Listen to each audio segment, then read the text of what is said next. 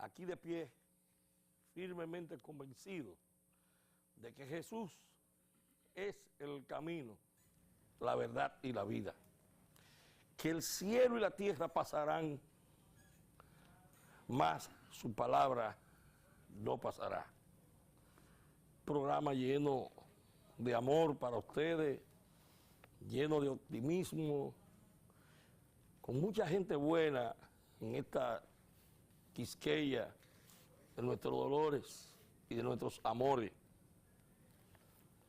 Y vamos a buscar a los que son malos, convertirlos en buenos.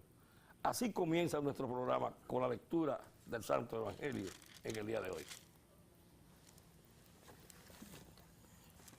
Lectura del Santo Evangelio, según San Marcos, y dice: un sábado Jesús pasaba por unos sembrados con sus discípulos. Mientras caminaban, los discípulos empezaron a desgranar espigas en sus manos. Los fariseos dijeron a Jesús: mira lo que están haciendo, esto está prohibido en sábado.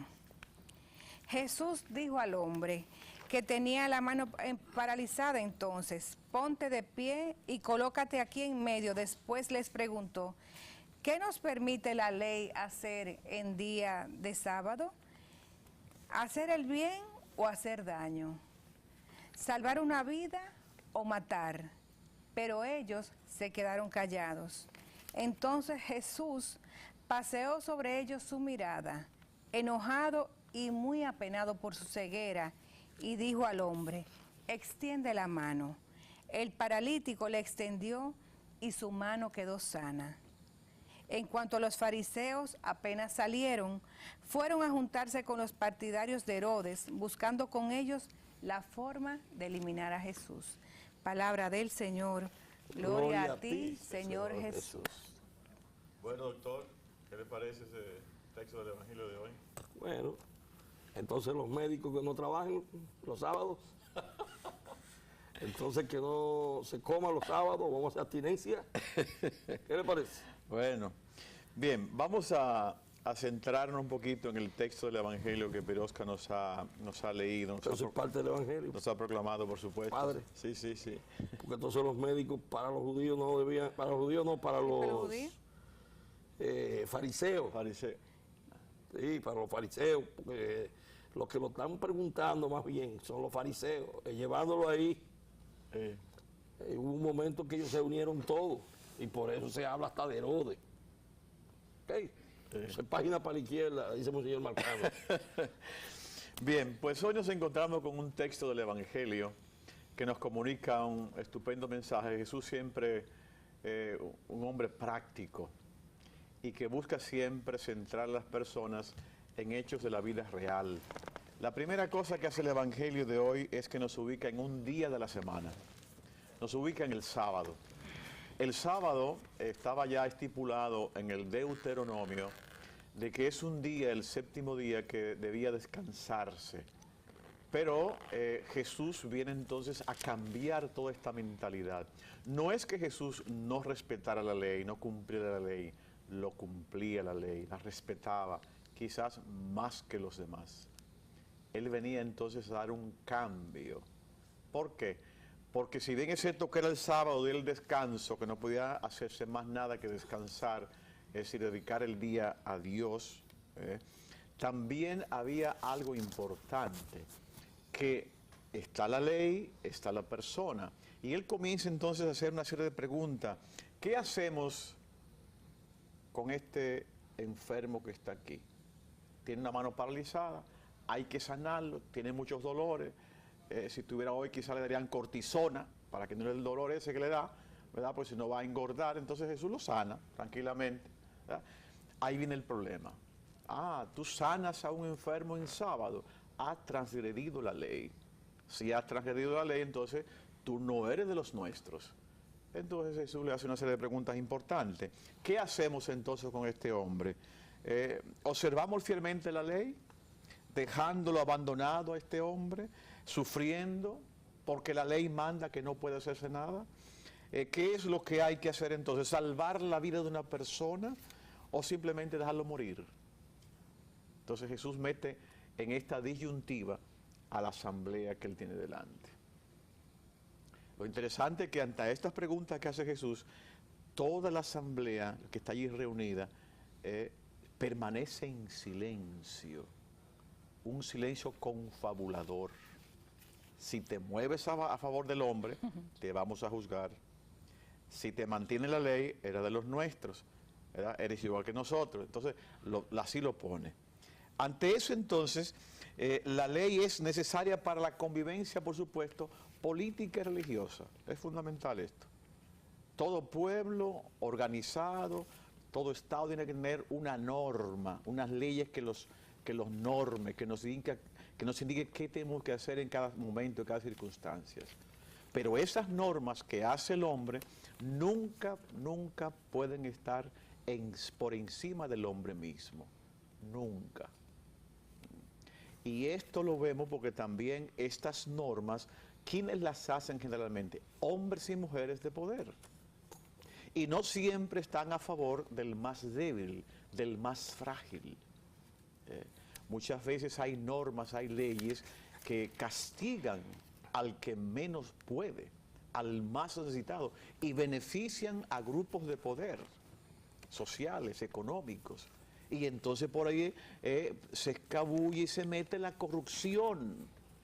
Tantos mecanismos, tantas situaciones que se dan en el ámbito legal que hacen caer un proceso, que era un proceso bien instrumentado, pero se cayó porque faltó algo, o lo hicieron faltar. ¿Ves? Entonces son formas que usan, ¿verdad?, también los hombres de poder para escabullirse al efecto de la ley. Y Jesús es clarísimo. Si usted hace eso, usted está en contra del hombre, está usando la ley para dañar a la persona, dañar al hombre. Es importante el orden, pero el orden sin amor se convierte en un gran dictador y que daña a la persona. Entonces por eso que Jesús se va siempre del lado del más frágil. Atiende a la persona, primero la persona y después todo lo otro. Esta mañana en la Eucaristía le compartía yo a una comunidad donde celebré la Eucaristía, que esto también se da en la familia, se da hasta en la iglesia, este tipo de situaciones que muchas veces ponemos por encima de la persona la norma. Pensemos, por ejemplo, cuando papá y mamá dicen, aquí en casa hay que llegar a las 12:30 de la noche. Y quien llegó a las 12 menos cuarto, 15 minutos después, se queda fuera. El muchacho, la muchacha se queda afuera, viene alguien, lo asalta, lo golpea y termina en el hospital. Entonces una norma que no fue flexible por 15 minutos, lo dejaron fuera al muchacho y ahí hubo problemas. Y han acontecido estos hechos. Vayámonos a la iglesia, por ejemplo, que también la iglesia está constituida por hombres y mujeres frágiles, limitados, donde muchas veces pensamos que la ley y la norma está sobre la persona.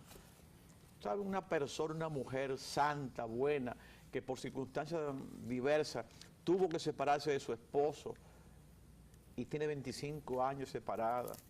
Pero dice una ley canónica que si usted está casado por la ley canónica y está divorciado, no puede comulgar. Entonces, esa pobre mujer que quiere comulgar, que va todos los domingos a misa, va diariamente a misa, pero no puede acercarse. Hay una norma en la iglesia que dice que no se puede. Ven ustedes. ¿Está por encima de la persona la ley, del bien de la persona? Pues aquí sí. Ahí me explico yo y se explicará también usted por qué el Papa Francisco está metiendo la espinita en la llaga y está doliendo porque quiere cambiar cosas.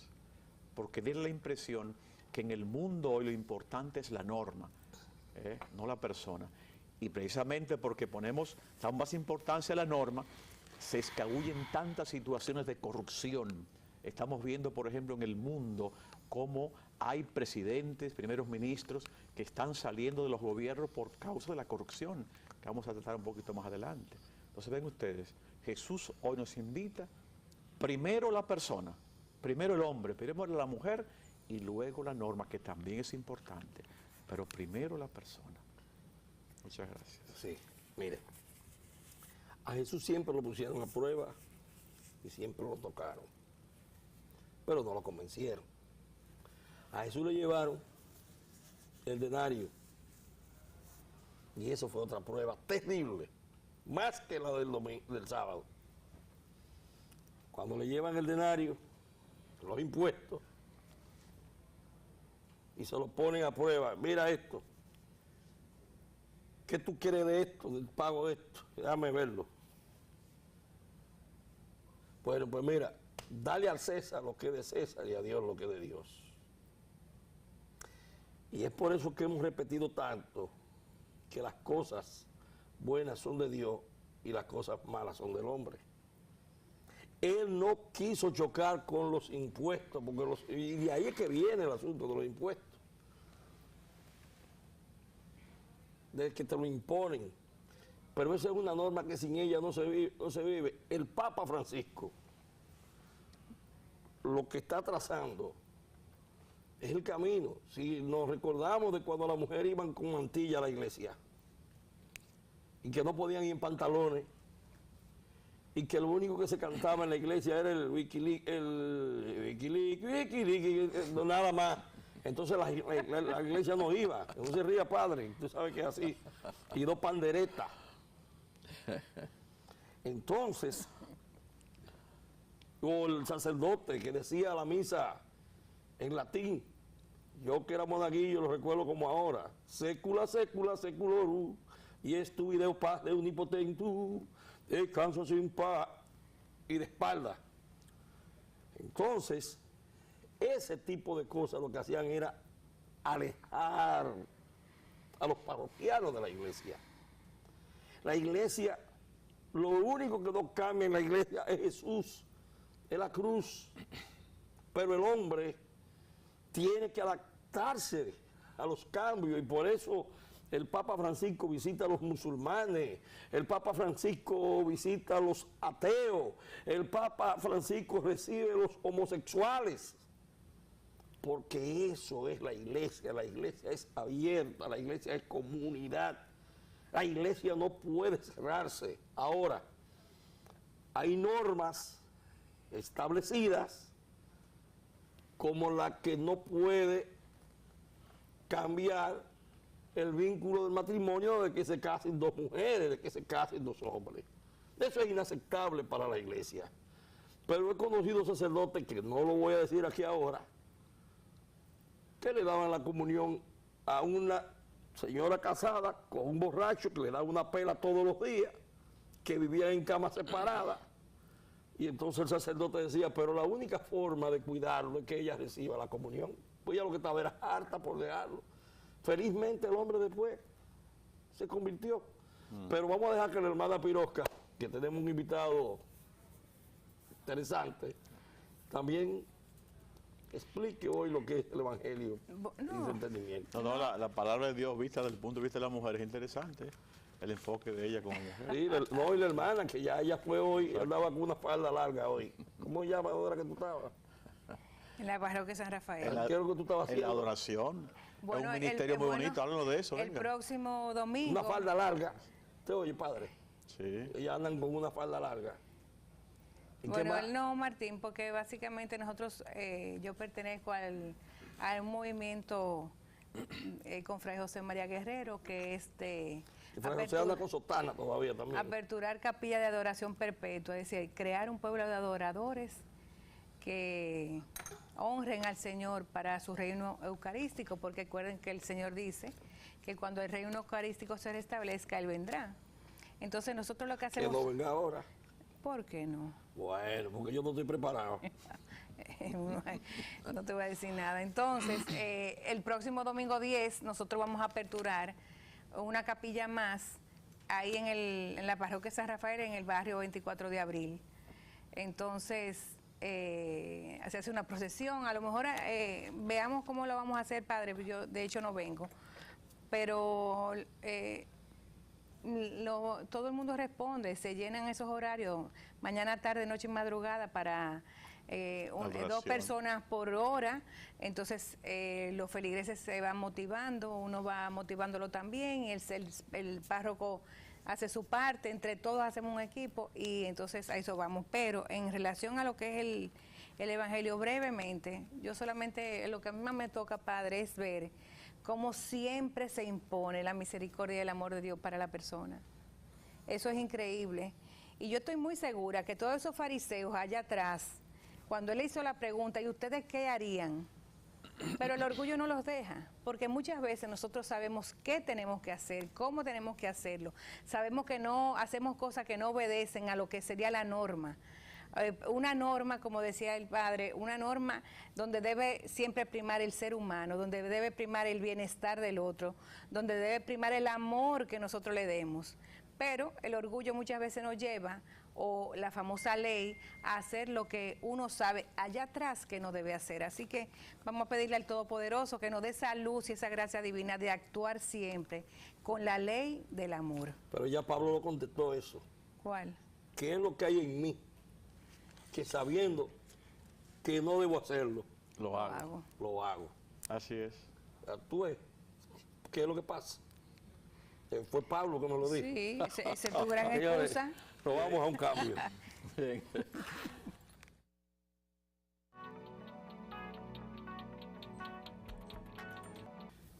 El Banco Popular a tu lado siempre, en todas partes, en la farmacia, en la ferretería, en los supermercados, siempre está a tu lado. Presenta los minutos de Monseñor. Los minutos de Monseñor, que no deja de verlo, cumplió años recientemente, usted lo sabe. Y hoy lo vamos a entregar, a compartir con Leopoldo Pérez Sánchez. Así es. Muchas gracias, Martín. Sí, sí. Leopoldo, Así me llamo hasta hoy. no te llaman, Bueno, te llaman, no te llamas. Leopoldo, ven acá. Entonces, Leopoldo es un profesional diplomático, un hombre que estuvo ligado cuando se inició el Partido Revolucionario Dominicano, estuvo también ligado a su líder todavía, ido de tiempo para él, Joaquín Balaguer. y al gobierno provisional con Héctor García Godoy, que hicimos él y yo. Ajá, que usted fue ahí ministro. No, yo fui un poquito más que eso. ¿Qué era usted ahí en ese gobierno? Era el asistente personal del presidente. Bueno, pues aquí tenemos, padre, Muy bien, muy ahí bien. está Leopoldo. Bienvenido. Pero también Leopoldo, bienvenido. ligado a los jesuitas. Sí, sí. Usted estudió en el Politécnico Loyola. Sí, ¿Cómo sí. no? ¿Cómo no? Que, Es un digno hijo de los jesuitas. Cristiano militante con una mamá que hacía horizonte en la bondad y en el amor a Qué la bueno. iglesia. amén. Qué bueno. Qué bueno. Pues estaba yo escuchándolo a ustedes leyendo la palabra de hoy de la Biblia, ese libro maravilloso de sabiduría, y me decía que cada vez que vemos que seguimos el camino de Cristo, el Cristo histórico, el Dios bondadoso,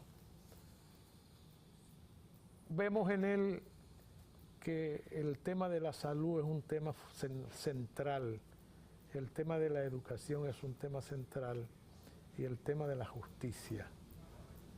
Cuando él habla en ese pasaje bíblico de que el sábado es un día de guardar, pero que primero está el hombre, que es el centro del universo, sus hijos, el hijo, el hombre, y que no importa lo que digan los códigos o lo que digan las normas, que lo que importa es la espiritualidad, el corazón, los sentimientos. Y dice, hay que atenderlo, porque esas normas están hechas por el hombre y el hombre hace las cosas, pero no con esa verticalidad y con esa resiedumbre inhumana. Y hay que atenderlo porque lo primero es el hombre. Y después nos dice, nos traza pauta en cuanto a la cuestión educativa, a que debemos ser orientación permanente, en que debemos pasar los conocimientos que tenemos a los demás. Aunque no lo dice de manera directa y se manifiesta parabólicamente, las palabras de él envuelven mucha sabiduría que nosotros en ocasiones ponemos de lado y nos vienen las conturbaciones a propósito de eso. Eso lo vivimos todos los días en el país nuestro, donde la familia ha desaparecido y con ella los valores fundamentales para la vida. Si no hay familia, no hay posibilidad de éxito, porque en la familia se constituye el ser humano. Y cuando no hay un padre y una madre que orienta, evidentemente salen los resultados que tenemos. Y cuando no hay un gran pater family, que es el presidente de la República y el gobierno, que actúan con sentido de justicia y que actúan con inteligencia y con eficiencia, con el cumplimiento del deber que asumen cuando se juramentan. Tenemos un país conturbado, tenemos un país en crisis y vemos que el mundo, que es una gran familia, la gran familia universal, está en crisis. Vemos que en América Latina tenemos muchos presidentes presos, muchos presidentes en condición de delincuente, y la gente nuestra ve, lee, escucha, pero no hace caso de que esas crisis que están viviendo esos países, nosotros reunimos condiciones para vivirlas y que el régimen democrático tenemos que preservarlo, porque con todas las imperfecciones que tiene, no hay posibilidad de tener un régimen de vida mejor, que el régimen de la tolerancia, que el régimen de la eficiencia en el servicio público, que el régimen de la conducta, que no es posible porque se tenga un puesto más alto, que uno esté por encima de la ley, y que los juramentos que hace al asumir un cargo, y en este caso el más ennoblecedor, que es el del presidente de la República, hay que cumplir. Y desgraciadamente vemos cómo se incumple todos los días y cómo Cristo, que es el guía fundamental de una nación formada alrededor de él y del símbolo de la redención, que es la cruz, por Duarte, no se toma en cuenta. Y se habla de Duarte, y se habla de los patricios, y se habla del amor al país, y se habla de la necesidad de cumplir con el deber. Y eso es pura teoría y puro discurso. Vivimos infringiéndola y vivimos sometiendo a este país noble a un estado de miseria y de marginalidad y de injusticia, que ojalá, quiera Dios, que no produzca un fenómeno que nos haga daño a todos. Don Leopoldo, tengo entendido que usted es un hombre de mucha experiencia en los ámbitos palaciegos y sobre todo también la diplomacia. Usted hace un momento citaba de que hay presidentes de América Latina y de otras partes que han sido víctimas de la corrupción. Estamos asistiendo a nivel mundial a una situación en el caso de España, el gobierno español, el presidente del gobierno, que es Mariano Rajoy, hace unas semanas se sentía un hombre muy tranquilo, muy sereno, muy firme, muy sólido, y sin embargo ya hoy ya no es el presidente del gobierno, ya viene Pedro Sánchez y le ha sustituido. Es decir, hay unos movimientos en Europa y también en América. Es el caso, por ejemplo, también de Italia. En Italia estaba Gentiloni como el presidente del gobierno, ¿verdad? Y ahora viene Giuseppe Conte, ¿verdad? Que es elegido por una coalición que se hace de gente de derecha, de verdad. Y gente también que son movimientos en contra de lo establecido.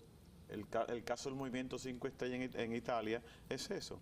Y luego la otra, el grupo eso de la Padania, de la región esta, ¿verdad? Que también es un grupo de extrema derecha. Esa es una situación que muchas veces no se entiende. ¿Podría usted decirnos algo sobre esta situación que está viviendo en este momento, el caso específico de España, con esta situación tan brusca así de Rajoy? ¿Qué fue lo que motivó esta situación? ¿Cuál es su visión? ¿Cuál es su valoración sobre esta realidad que está aconteciendo? Lo de España es el hecho repetido en casi todos los países del mundo. El mundo está en crisis. Sí. porque los valores están en crisis. La gente entiende que el principal elemento de valoración es el dinero.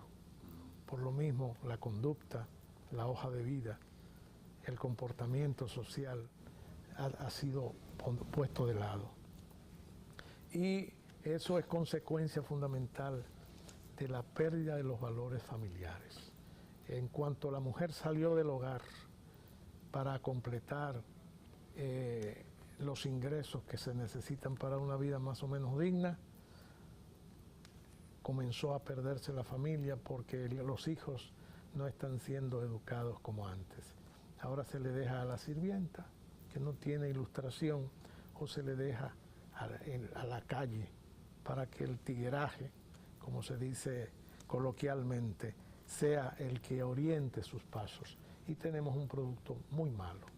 Europa, que junto a Estados Unidos han estado liderando el movimiento revolucionario llamado democracia, constituido hace 1 o 2 siglos, en perfeccionamiento debiéramos ver, cosa que no ocurre, porque no hay un inmovilismo en cuanto al comportamiento democrático, y nos encontramos con presidentes y con ministros que el único propósito al llegar al poder es aprovecharse, es hacer uso de eso para su propio bien.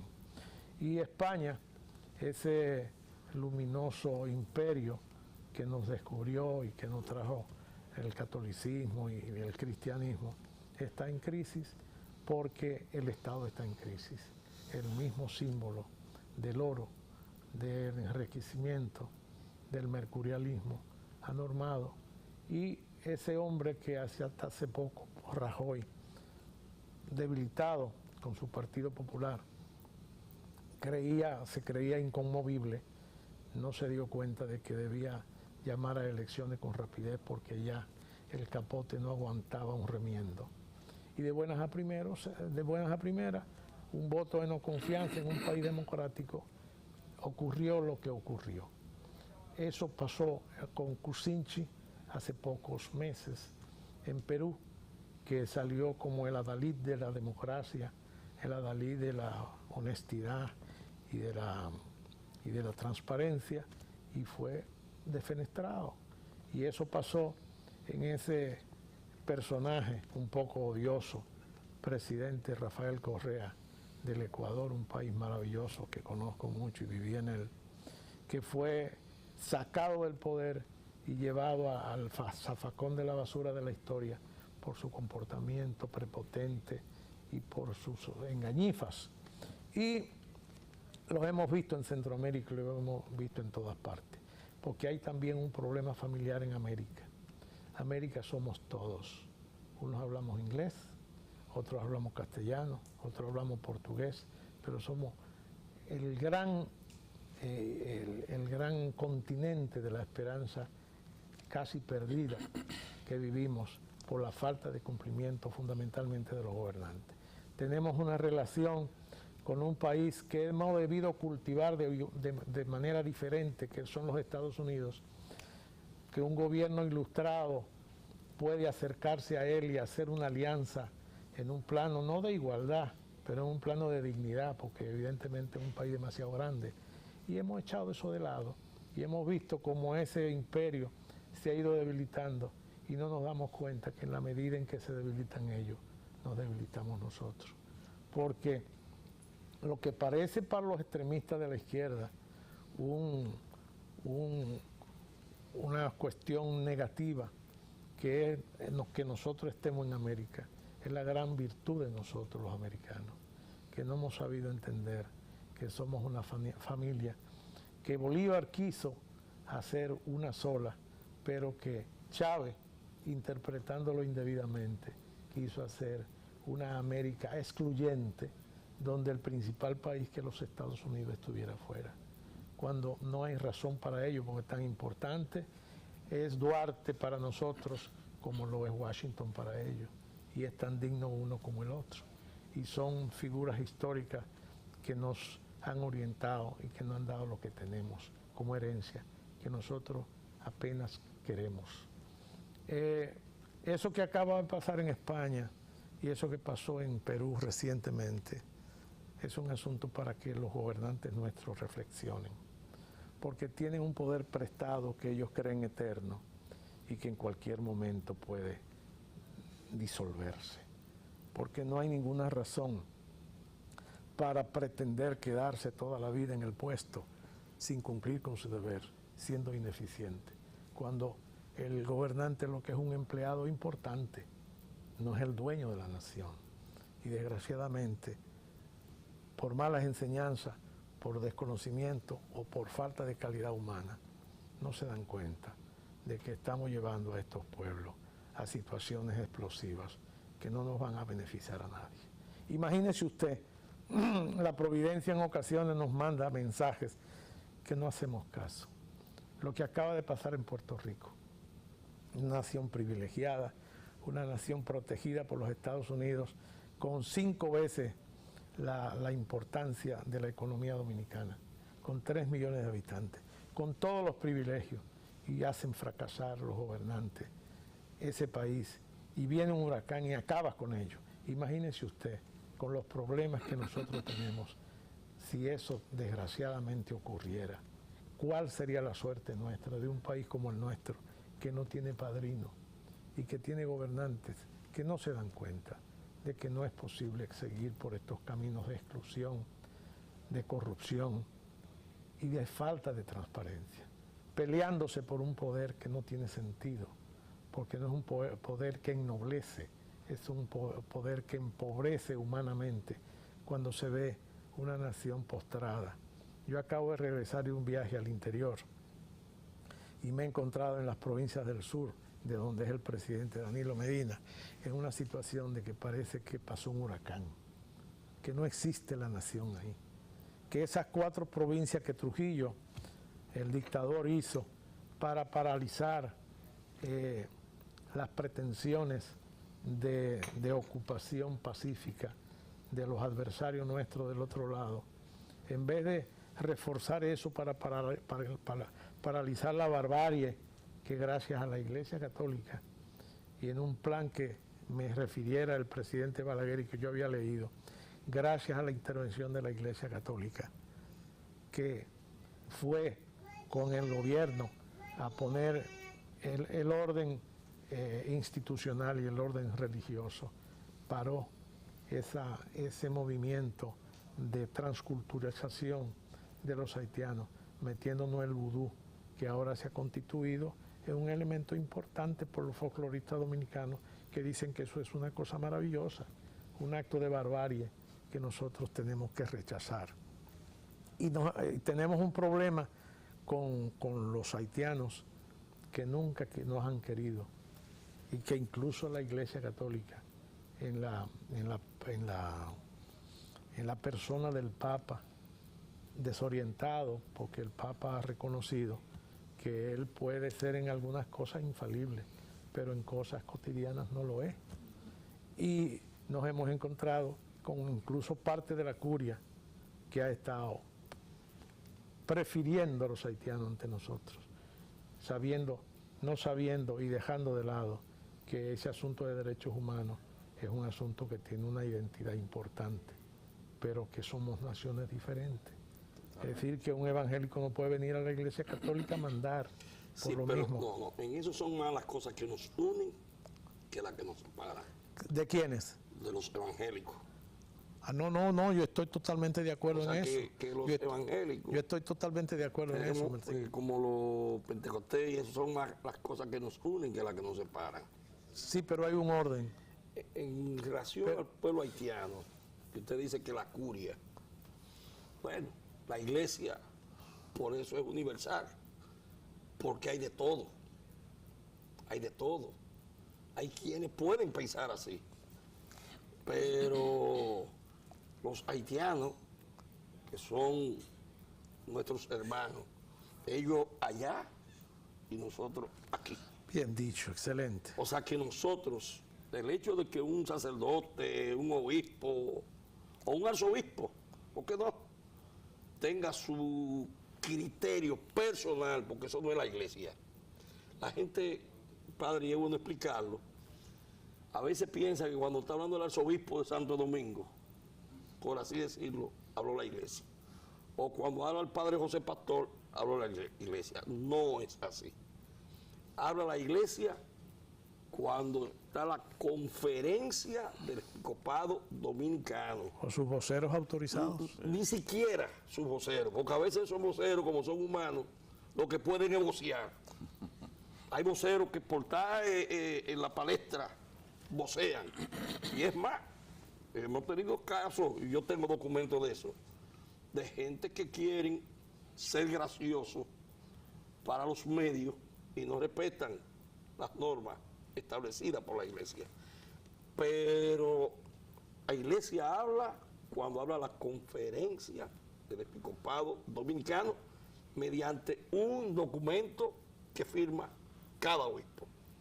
O sea que cuando habla un sacerdote, un laico, mucha gente piensa que por los vínculos que tenemos con la iglesia... Está hablando la iglesia. No, yo tengo mi cabeza y yo tengo mi forma de pensar. Ahora, como laico comprometido, ¿en qué estamos todos de acuerdo? En el aborto, en la familia como institución. Porque eso es la iglesia, la institución más grande que tiene la iglesia es la familia.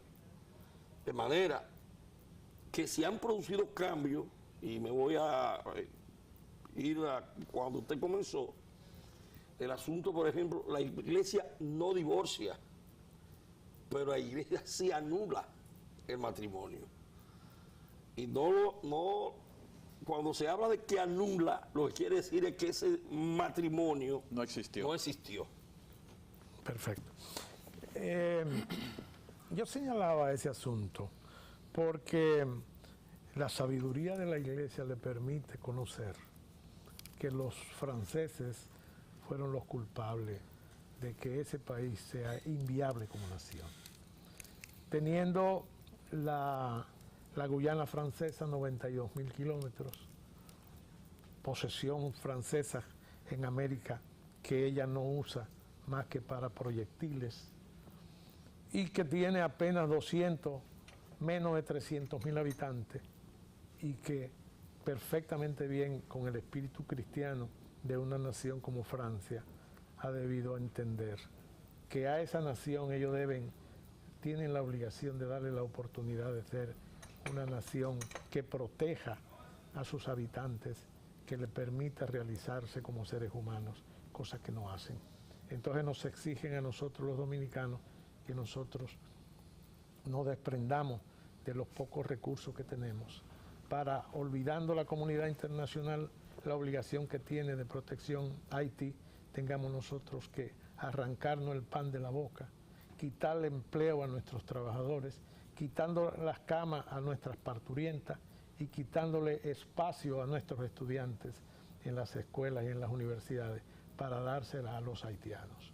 Ellos como seres humanos, que yo no digo que son tanto hermanos nuestros como vecinos, después hermanos en Cristo, pero ellos lo que son es vecinos, porque hermano de uno es quien quiere a uno, hermano de uno es quien forma parte de la familia de uno, hermano de uno no es el que lo perjudica, el que impidió que nosotros fuéramos nación por 22 años, el que vino como verdugo y nos impidió ir a nuestras iglesias, a hablar nuestro idioma materno. A quemar nuestros pueblos, La Vega. Correcto, a matar nuestros niños, esos no son nuestros hermanos. Entonces la iglesia en su sabiduría tiene que entender que hay un sentimiento en nosotros de prevención frente a ese vecino que no nos quiere como debiera y que vive pregonando con sus agentes que nosotros somos racistas, cuando ellos constituyeron su nación teniendo como elemento fundamental el racismo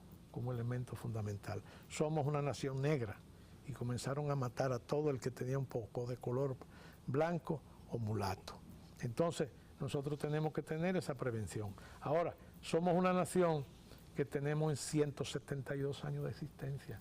Tenemos que tener una democracia plural, tenemos que tener una democracia con gobernantes alternativos que entiendan que ellos van a cumplir la obligación de administrar el Estado, pero que ellos no son dueños de la nación y que no pueden imponernos sus intereses y sus caprichos por encima de los intereses de la nación noble de Duarte, que fundó alrededor de la Iglesia Católica y que esa iglesia debemos también preservar y ayudar a que se fortalezca, porque si perdemos el rumbo de la civilización occidental, que es la que tiene todos los valores humanos en excelencia, vamos a perder nuestro fundamento.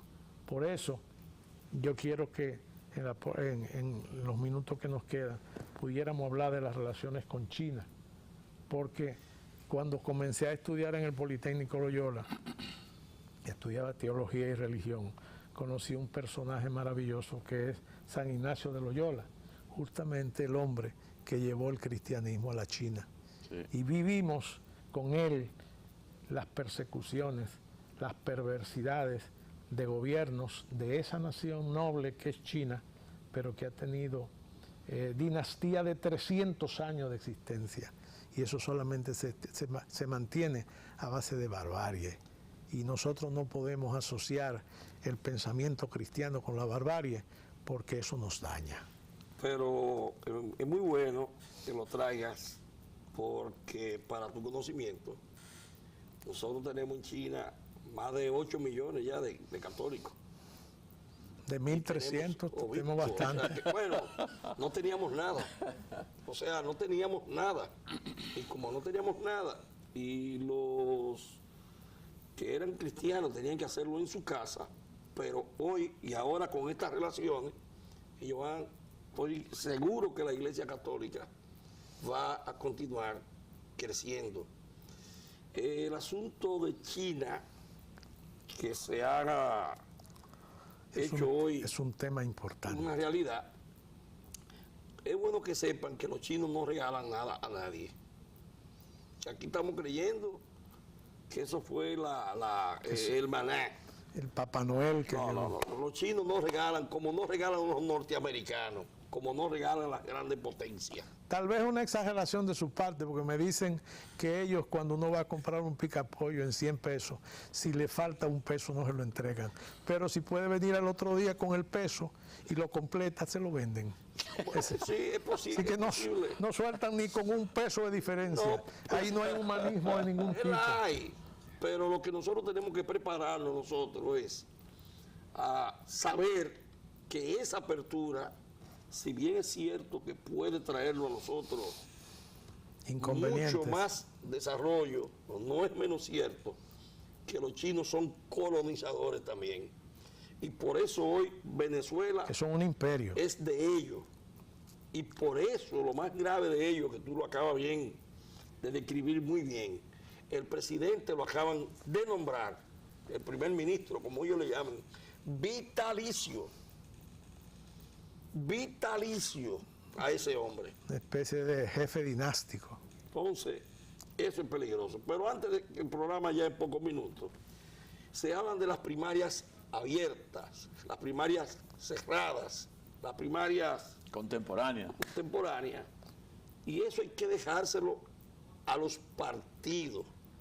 Y eso hay que dejárselo a los legisladores, porque fíjate, ¿quién acaban de separar a Rajoy de su puesto? Fueron los legisladores. O sea, nosotros lo que tenemos es que saber a quién vamos a elegir. Cuando usted elige, y aquí lo decimos todos los domingos, un diputado, un senador, usted le da un acto notarial en blanco para que él haga por usted lo que le plazca. A mí me parece ese tema muy interesante, pero este es un programa de ilustrados y nosotros sabemos que eso no es más que un cuento. Ese asunto de entretener a la gente hablándole de que si son abiertas o si son cerradas, porque al final los que mandan son los cerones de cuarto que se compran a la gente la cédula para que no pueda votar, o al otro la cédula, el dinero para que votes por mí. Yo quisiera que me permitiera, además de hablar de ese tema, porque ya se han llegado más o menos a un acuerdo para que se deje a los partidos que hagan lo que normalmente hacían. Primero. Y segundo, el asunto de hacerlo en el mismo día para evitar que una gente pueda votar 2 veces por distintos candidatos.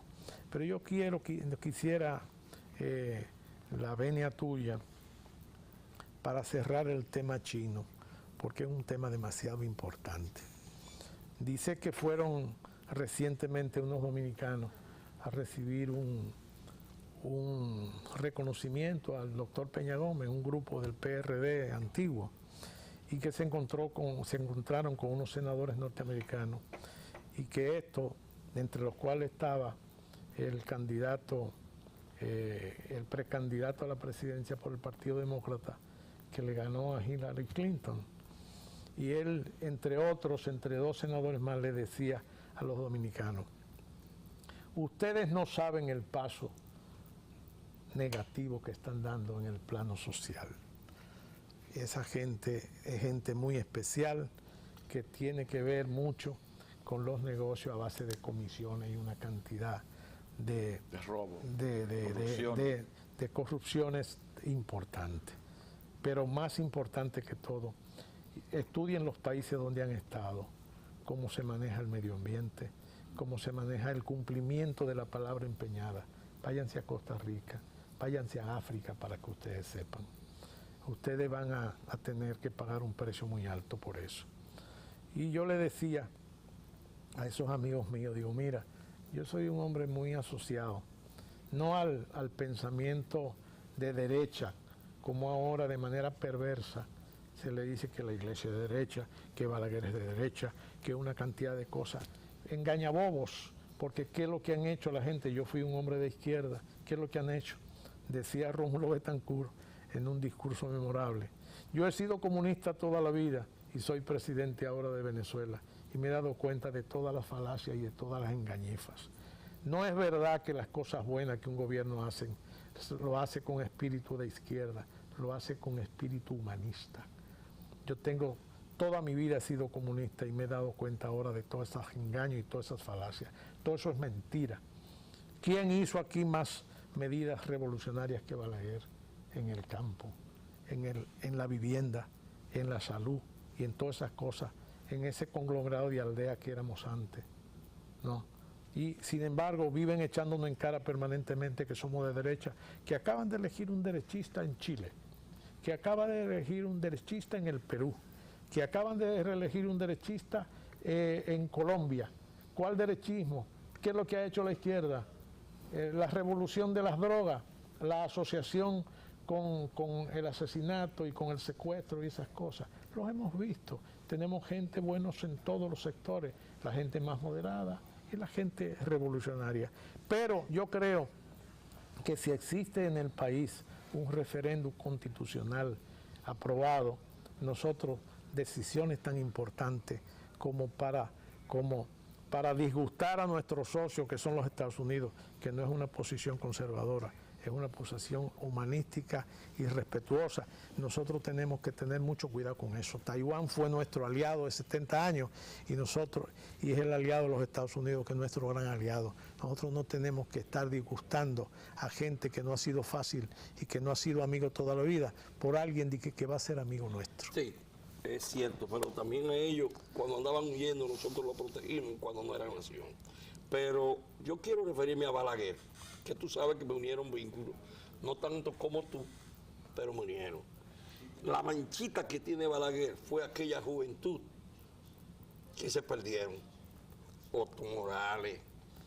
Si agarra los periódicos te enterará que sí, muchos de ellos, como por ejemplo los Manolo y demás, murieron en otro gobierno y se lo ponen a él. No. Había una guerra fría y había un servicio de inteligencia norteamericano que mandaba en el país. Pero a mí me dijo Balaguer, tú que eres amigo de Sacha Bollman. Flavio Suero. Entonces, de todas maneras. Eso era parte del aparato. De todas maneras. Como tú dijiste ahorita, no es el Papa Francisco que habla por un arzobispo. Es el arzobispo que habla con sus iniquidades personales a veces y le echan la culpa a la iglesia. No, Balaguer no hacía eso. Balaguer andaba buscando cómo esos muchachos salieran del país. Desgraciadamente, él heredó un aparato trujillista, violador de derechos, y él no era líder de ellos todavía. Después lo fue, en los últimos 10 años. Así es. De todas maneras, nada, tener a Leopoldo en un programa es ilustración. Lo importante es que somos hermanos de verdad y cristianos, Sí, así que es. tenemos un movimiento musulmán de mezquitas importantes ahí que pretende venir para acá desde En Haití. Haití. Bueno, pero Eso no es una mentira. Ojalá pero habláramos de eso en un programa. vamos a coger los fusiles, que todavía con el batón lo debemos caminar. Señores, el programa ha terminado. A Leopoldo, no este domingo, sino el próximo domingo, queda invitado formalmente. Muy agradecido. Y nada, con esa herencia moral que nos entregó San Juan Pablo II, cuando dijo, vamos a construir un mundo donde no haya gente tan rica que no necesite nada y tan pobre que lo necesite todo. Pero jamás podemos terminarlo sin recibir la bendición de nuestro querido y amado sacerdote. La ley, la norma es importante porque nos rige, nos ordena, pero por encima de la norma y de la ley ha de estar siempre la persona. Que el Señor esté con ustedes. Y con tu Que la bendición de Dios Todopoderoso, Padre, Hijo y Espíritu Santo, descienda sobre ustedes y permanezca para siempre. Amén. Muy buen domingo. Muchas gracias, hasta el próximo domingo y quizás ya tenemos a nuestro hermano que le da tanta vida a este programa, Así es, ausente por el luto que tiene de su querida y amada padre. Muchas gracias, hasta el próximo domingo.